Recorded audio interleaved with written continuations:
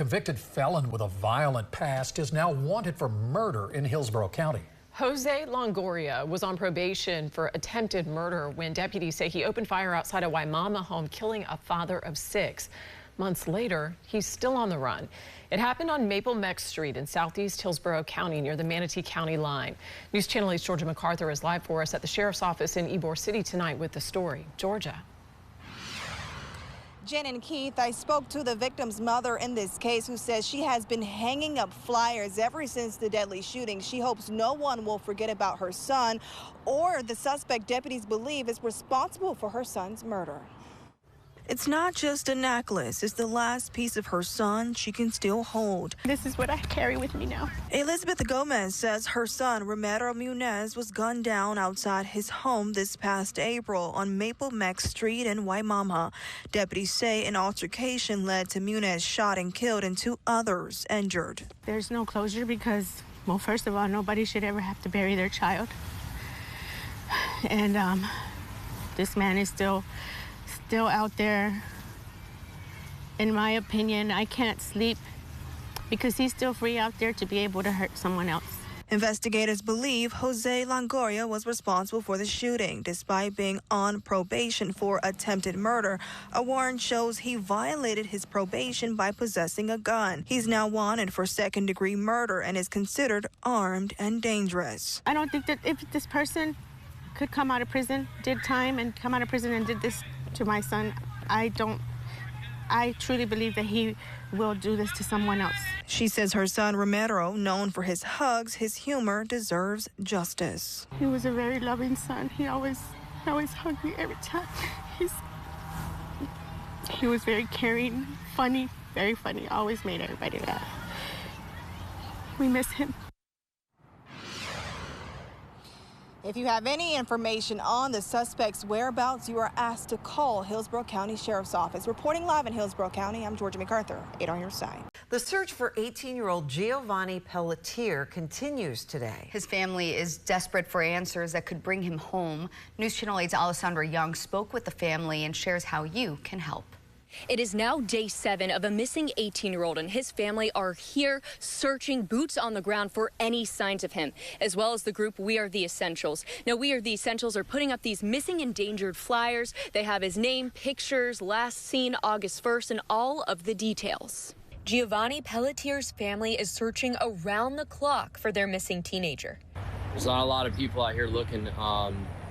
We're understanding that it's possible the law enforcement may be pulling some resources soon. Jeremy Brown is his stepfather, but has always been more of a father figure to the teen. He was one of the ones that saw him off for his trip with his cousins. He had his backpack on, just in the house, just sitting by the door, almost like a kid waiting to go to kindergarten. I mean, it was just, he was smiling and just so happy to be able to go meet up with and kind of rekindle anything from his father's side of the family. He was visiting with his family in Inglewood near River Road and heading to Brevard County with his cousins. Then his mother received a text from him asking for help.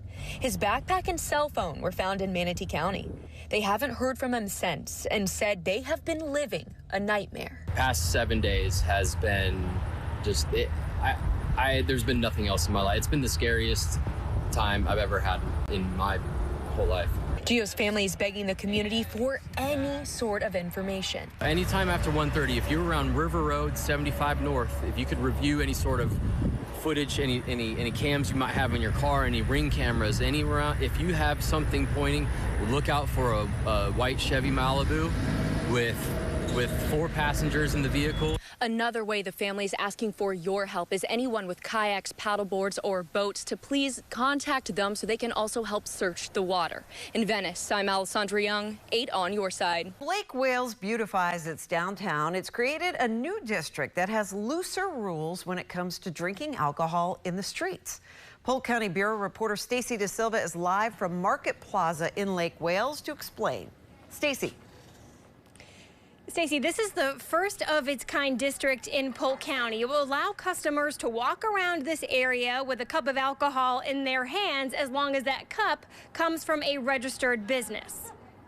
In just the last few years, the city of Lake Wales spent $13.5 million on a streetscape project to beautify the downtown.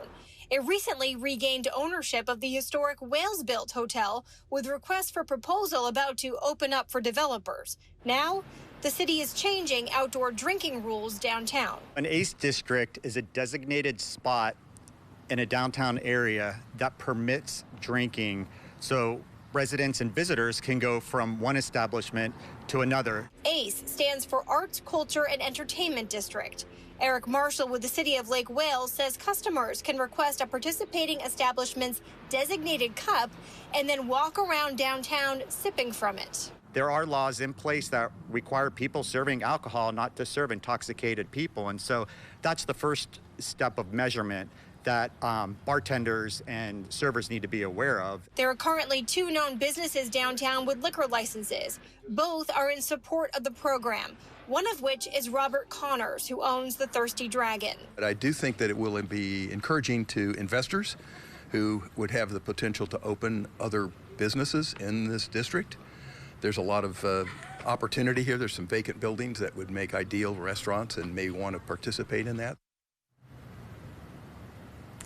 Now, the ACE district will go into effect in the fall. Businesses do need to register to participate. Stacey. When I first heard about this, I was thinking, oh, it could be a slippery slope. Are there concerns about things getting out of hand? Sure. I mean, the city says it's working with the police department to make sure everyone keeps the peace. They say if it doesn't work out, they can always pull back on the program. All right, Stacey DeSilva, live in Lake Wales. Thank you. Tampa International. With hurricane season upon us, there is new concern about a construction crane that is looming over downtown Tampa. That crane is on top of a high-rise apartment building that has now apparently been abandoned mid-construction. That construction site is located along Florida Avenue at Zach Street.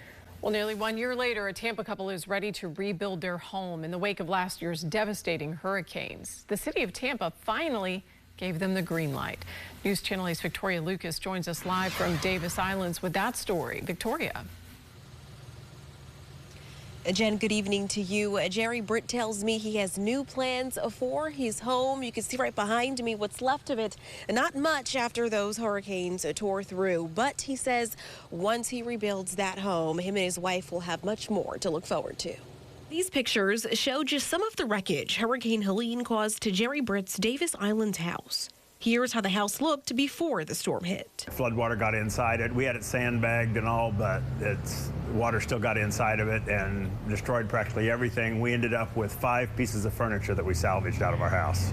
13 days later, a storm surge hit again. It didn't leak, but now it did because it took pieces of the roof off with the wind of Hurricane Milton, and all of our fences came down, and those were 13 days apart.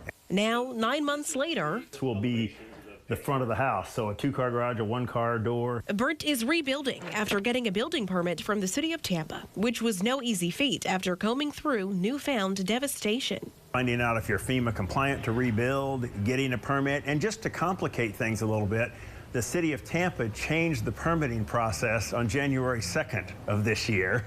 So it is now a little bit more time consuming to get a permit than it was a year ago. He's now building higher, hoping it will be enough to withstand the next storm. All of our furniture and all of our memorabilia will be up above the floodplain. So it would take a pretty devastating hurricane to destroy enough of our house to damage it in the future. Britt says he expects his home to be completed by next spring. Live on Davis Islands, Victoria Lucas, 8 on your side.